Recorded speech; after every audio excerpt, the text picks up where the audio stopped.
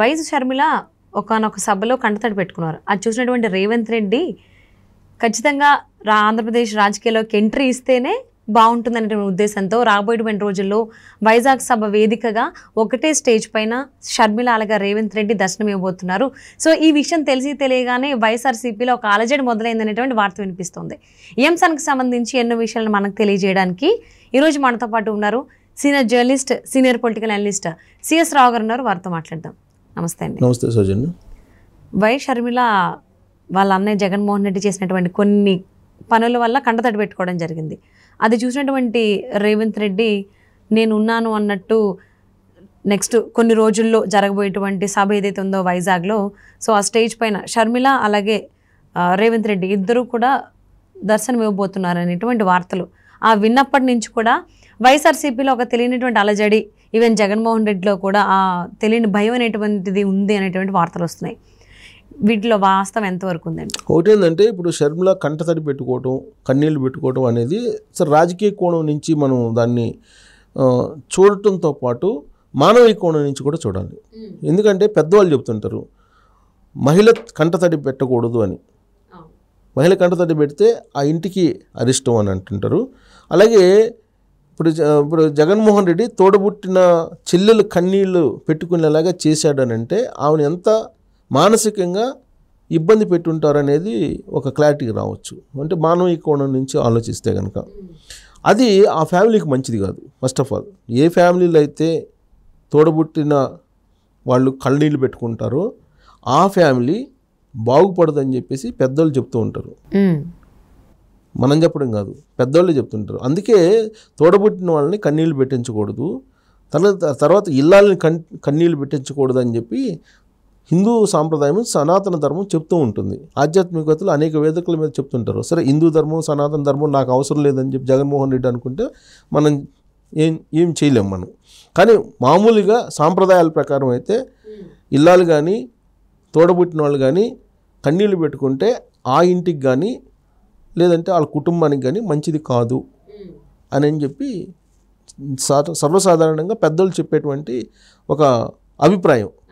So ఇప్పుడు దానికి విరుద్ధంగా ఇప్పుడు షర్మిల కన్నీళ్ళు పెట్టుకోవడం అని అంటే ఇప్పుడు అది ఆ ఎఫెక్ట్ ఖచ్చితంగా జగన్మోహన్ రెడ్డి మీద, జగన్మోహన్ రెడ్డి ఫ్యామిలీ మీద పడుతుందని చెప్పి పెద్దల యొక్క నానుడి నిజమైతే ఉంటుంది అది. సో ఇది రాజకీయ కోణం, ఇది మానవీయ కోణం. ఇది రాజకీయ కోణం నుంచి చూస్తే కనుక షర్మిల ఇప్పుడు ఆ కన్నీళ్ళు ఎక్కడ పెట్టుకున్నారు? రాజకీయ పరమైనటువంటి సభలోనే పెట్టుకున్నారు. కాంగ్రెస్ పార్టీకి సంబంధించిన రివ్యూ మీటింగ్లోనే పెట్టుకున్నారు. ఆవిడేం చెప్పారు ఆ సందర్భంగా? తల్లి లాంటి ఆంధ్రప్రదేశ్కి జగన్మోహన్ రెడ్డి వెన్నుపోటు పొడిచారు. ఆంధ్రప్రదేశ్కి వెన్నుపోటు పొడడంతో పాటు సొంత చెల్లెలు, రక్తం పంచుకొని పుట్టినటువంటి చెల్లెలు నాకు కూడా వెన్నుపోటు పొడిచారు అని చెప్తూ ఆవిడ కన్నీళ్ళు పెట్టుకున్నారు. ఇక్కడ రాష్ట్రం కోసం అలాగే తనకు జరిగినటువంటి అన్యాయాన్ని గుర్తు చేసుకొని ఆవిడ కన్నీళ్లు కార్చడం జరిగింది.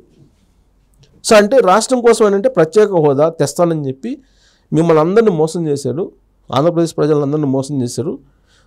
తర్వాత అధికారంలోకి వచ్చిన తర్వాత ప్రత్యేక హోదా గురించి మాట్లాడకుండా అక్కడ నరేంద్ర మోడీకి మోకారు వెళ్ళారు. ఇది రాష్ట్రానికి జగన్మోహన్ రెడ్డి పొడిచినటువంటి ఎన్నుపోటు అని చెప్పి చెప్పారు. అది ఉదహరిస్తూ రాష్ట్రానికే కాదు సొంత చెల్లెలు నాకు కూడా వెన్నుపోటు పొడిచాడు ఆయన అని చెప్పి కన్నీళ్ళు పెట్టుకున్నారు. అంటే షర్మిల కన్నీళ్ళు పెట్టుకున్నారని అంటే మామూలు మనం ఆషామాషిగా మనం దాన్ని తీసుకోవడానికి లేదు. ఎందుకంటే పోరాటం చేసేటువంటి మహిళ ఎక్కడా కూడా తలొగ్గినట్టు కానీ లేదంటే ఆవిడ భయపడినట్టు కానీ ఎక్కడ కనిపించదు. రాజశేఖర రెడ్డి యొక్క పోరాట పటిమ అలాగే ధైర్యం ఆమెకి ఉంది. ఆమె పాదయాత్ర చేసినప్పుడు కానీ లేదా ఎన్నికల ప్రచారంలో 2019 ముందు చేసినప్పుడు కానీ జగన్మోహన్ రెడ్డికి అండదండగా నిలిచారు. అది అందరికీ తెలుసు. ఆంధ్రప్రదేశ్ ప్రజలకు తెలుసు, తెలంగాణ ప్రజలకు తెలుసు, ప్రపంచవ్యాప్తంగా ఉన్న తెలుగు ప్రజలందరికీ కూడా తెలుసు ఆమె ఎంత వీరోచితంగా పోరాడతారు. ఆమె పోరాటం చేసేటువంటి మహిళ. అలాంటి మహిళ కన్నీళ్ళు పెట్టుకున్నారంటే మానసికంగా ఎంత కుంగిపోయి ఉంటారు, మానసికంగా ఎంత బాధపడి ఉంటారు, మానసికంగా ఎంత నలిగిపోయి ఉంటారు. అది ఖచ్చితంగా జగన్మోహన్ రెడ్డికి ప్రభావం పడుతుంది కదా. రాజకీయ కోణం నుంచి కూడా, రాజకీయంగా కూడా. ఇప్పుడు రాజకీయ పతనం స్టార్ట్ అయితే కుటుంబ పతనం కూడా స్టార్ట్ అయినట్టే. ఇప్పుడు రాబోయే రోజుల్లో ఆయన ఒకవేళ గెలవలేదు అనుకోండి, గెలవకపోతే ఆల్మోస్ట్ ఇక ఆయన కూడా ఇప్పుడు షర్మిల ఎంత మానసిక వేదన అనుభవిస్తుందో అంతకంటే మానసిక వేదన ఎక్కువగా అనుభవించే అవకాశం ఉంటుంది కదా. ఒకసారి రాజకీయ పతనం స్టార్ట్ అయిన తర్వాత ఆర్థిక పతనం స్టార్ట్ అవుతుంది, ఆర్థిక పతనం స్టార్ట్ అయిన తర్వాత కుటుంబ పతనం కూడా స్టార్ట్ అవుతుంది. అది సహజ ప్రక్రియ. అది ఇప్పుడు ఆయనకు సంబంధించిన కంపెనీలన్నీ కూడా రేట్లు పెరిగినాయి, అన్నీ సంపద పెరిగింది. ఆయనకి రిచెస్ట్ సీఎంగా ఉన్నాడు. భారతదేశంలోనే రిచెస్ట్ సీఎం ఎవరైనా ఉన్నారంటే Jaganmohan Reddy. As per the data, ఇదేదో మనం చెప్తుంది కదా, as per the data identify చేసింది మొత్తం భారతదేశంలో ఉండే సీఎంలకు అందరికన్నా కూడా రిచెస్ట్ సీఎం ఎవరంటే జగన్మోహన్ రెడ్డి. సో అంటే 2019 నుంచి ఈయన అధికారం చేపట్టిన తర్వాత ఆంధ్రప్రదేశ్ యొక్క ఆర్థిక పరిస్థితి ఏమో దిగజారిపోయింది, సంక్షోభంలోకి వెళ్ళిపోయింది, 12 లక్షల కోట్ల రూపాయల అప్పుల్లోకి వెళ్ళిపోయింది. అదే ఆయన జగతి పబ్లికేషన్ కానీ, సండూర్ పవర్ ప్రాజెక్ట్స్ కానీ, లేదా ఆయనకున్న భారతీయ సిమెంట్ కానీ, వీటి యొక్క ఆదాయము దాదాపు 50% అబోవ్ పెరిగిపోయింది. ఎలా పెరుగుతుంది? ఇది ఎలా సాధ్యం? అధికార దుర్వినియోగం చేయకపోతే ఎలా సాధ్యం? ఇదే ఈ అంశాన్ని షర్మిల చెప్పారు. షర్మిల చెప్పి రాష్ట్రానికి అన్యాయం జరుగుతుంది, నాకు ఇంట్లో అన్యాయం చేశాడు, నాకు ఆస్తులు పంచుకున్నా, ఆ ఆస్తులు పంచలేదని నాకు చెప్పలేదు, కానీ మరి నాకు అన్యాయం చేశారని చెప్పారు. నాకు అన్యాయం చేశారు, నాకు ఏ విధంగా అయితే అన్యాయం చేశారో కుటుంబంలో, అలాగే రాష్ట్రానికి కూడా, రాష్ట్ర ప్రజలకు కూడా అన్యాయం చేశారని చెప్పి కన్నీళ్ళు పెట్టుకున్నారు ఆవిడ. అందుకే ఈసారి మీరు అధికారం ఇవ్వమాకండి, ఈసారి అధికారం ఇస్తే కనుక ఆంధ్రప్రదేశ్ దారుణంగా అసలు నష్టపోతుంది, కోలుకోలేని విధంగా దెబ్బతింటుంది. కాబట్టి మీరు ఈసారి ఎట్టి పరిస్థితుల్లో కూడా జగన్మోహన్ రెడ్డికి మీరు ఓటేయొద్దు, మీరు సహకరించొద్దు అని చెప్పి ఆవిడ రాష్ట్రం మొత్తం తిరిగి చెప్తూ ఉన్నారు. ఆవిడ చెప్పేదానికి ఆవిడకి అండగా ఆవిడ పడుతున్నటువంటి బాధలు, లేదంటే అక్కడ ఆమె పోరాడుతున్నటువంటి రాజకీయ పోరాటం చూసిన తర్వాత నేనున్నాను అని చెప్పి ఇప్పుడు రేవంత్ రెడ్డి, తెలంగాణ సీఎం రేవంత్ రెడ్డి ఆంధ్రప్రదేశ్లోకి ఎంటర్ అవుతున్నారు. ఆంధ్రప్రదేశ్లోకి ఎంటర్ అయ్యి షర్మిల వేసేటువంటి ప్రతి అడుగు వెనుక నేనుంటాను అని చెప్పి ఆయన భరోసా ఇవ్వడానికి రెడీ అయ్యారు. 11వ తారీఖున విశాఖపట్నంలో ఒక బహిరంగ సభ పెడుతుంది కాంగ్రెస్ పార్టీ. ఆ బహిరంగ సభకు 11వ తారీఖున రేవంత్ రెడ్డి తెలంగాణ ముఖ్యమంత్రి అక్కడికి వెళ్తున్నారు. అక్కడ ఏంటి? విశాఖ ఉక్కు ప్రైవేటీకరణ జరుగుతుంది. ఈ ప్రైవేటీకరణ ఎవరు చేస్తున్నారంటే కేంద్ర ప్రభుత్వం చేస్తుంది. కేంద్ర ప్రభుత్వం ప్రైవేటీకరణ చేయడానికి అనుకూలంగా తీర్మానాలు చేసింది ఎవరంటే ఆంధ్రప్రదేశ్ ముఖ్యమంత్రి జగన్మోహన్ రెడ్డి.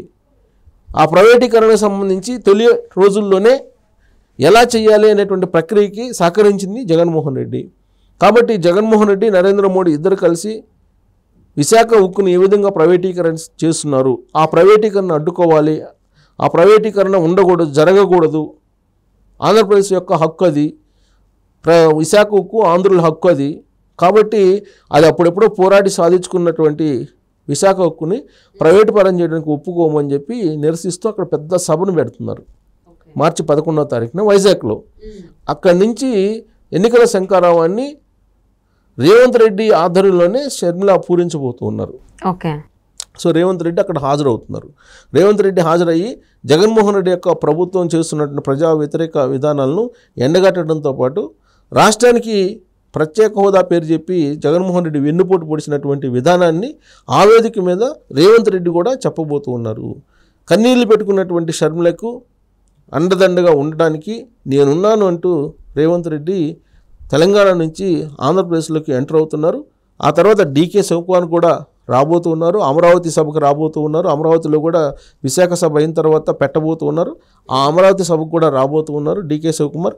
కాబట్టి షర్మిల చేస్తున్నటువంటి పోరాటానికి రాజకీయంగా అయితే పుష్కలంగా అండ ఉంది. జాతీయ స్థాయిలో ఉండేటువంటి కాంగ్రెస్ పార్టీ లీడర్ల నుంచి కానీ, లేదా కర్ణాటక కాంగ్రెస్ పార్టీ లీడర్ల నుంచి కానీ, అలాగే తెలంగాణ కాంగ్రెస్ పార్టీ లీడర్ నుంచి కానీ పూర్తి అండదండలు షర్మిలకి ఉన్నాయి. సో ఈ నేపథ్యంలో ఆమె కన్నీళ్లు పెట్టుకున్నారు అని అంటే ఆడ ఎంతో బాధపడుతున్నారు రాష్ట్రం కోసం, తన కోసం కూడా బాధపడుతుంది. తనకు జరిగినటువంటి అన్యాయాన్ని కూడా గుర్తు చేసుకుంటూ ఆవిడ కన్నీళ్లు పెట్టుకుంటున్నటువంటి సమయం ఏదైతే ఉందో అది మంచిది కాదు జగన్మోహన్ రెడ్డికి. సో జగన్మోహన్ రెడ్డి ఆల్రెడీ ఇవన్నీ తెలిసిన తర్వాతనే ఈ మధ్య ఆంతరంగికులతోటి మనం ఓడిపోబోతున్నాము, మనం గెలిచేటువంటి పరిస్థితి లేదు, మీరు జాగ్రత్తగా ఉండండి అని చెప్పి కొంతమంది లీడర్లకి సంకేతాలు ఇచ్చినట్టు కూడా తెలుస్తుంది. అంటే షర్మిల కన్నీళ్ళు అనేవి ఇప్పటికే స్టార్ట్ అయింది, కౌంట్ డౌన్ స్టార్ట్ అయింది వైఎస్ఆర్ కాంగ్రెస్ పార్టీలో. ఆమె కన్నీళ్లు పెట్టుకున్నటువంటి మరుక్షణం నుంచే జగన్మోహన్ రెడ్డి వైఎస్ఆర్ కాంగ్రెస్ పార్టీకి సంబంధించినటువంటి పతనం గ్రాఫు డమాల్ అనేది కౌంట్ డౌన్ స్టార్ట్ అయిపోయిందని చెప్పి ఎవరైతే ఈ కన్నీళ్ళని పెట్టుకున్న దాన్ని కొన్ని సామెత రూపంలో పెద్దలు చెప్పేటువంటి ఆ మాటలను గుర్తు చేసుకుంటున్నటువంటి వాళ్ళు రాబోయేటువంటి రోజుల్లో ఆమె కన్నీళ్ళే ఈమె జగన్మోహన్ రెడ్డి యొక్క పీఠాన్ని దించబోతుందని చెప్పి చర్చ అయితే జరుగుతుంది. Thank you so much for spending your valuable time with us, CS రావు గారు. Thank you.